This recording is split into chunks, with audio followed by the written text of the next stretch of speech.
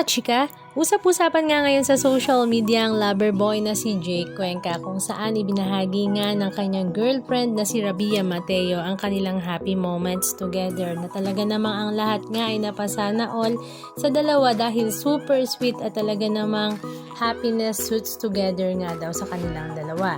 Matatandaan nga last May 2026 ay talaga namang super proud ngang ibinahagi ni Jake Cuenca na confirm na nga daw na magkasintahan sila ni Rabia Mateo. Talaga namang proud na proud nga itong sinabi na kami na.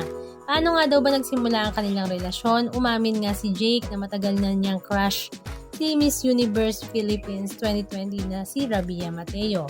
Dahil magkaiba ang kanilang network, gumawa daw siya ng paraan sa pamamagitan ng pagla-like sa mga post ni Rabia sa social media bago tuluyang nagpadala ng direct message para magpakilala.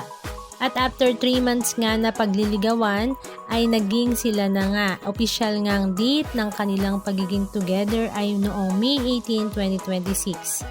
Kung saan naroroon nga sila sa happiest place on earth sa Hong Kong Disneyland.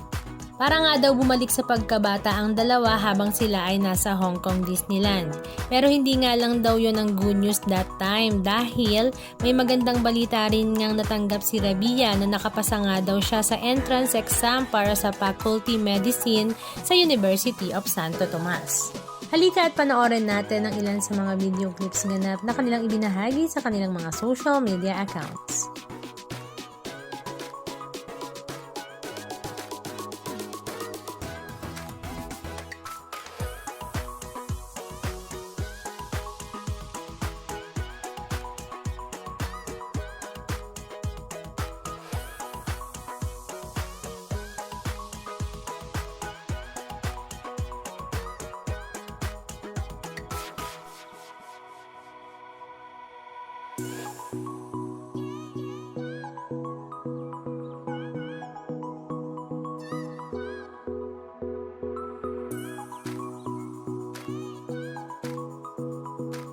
Anong masasabi nyo mga kachika? Just comment down below.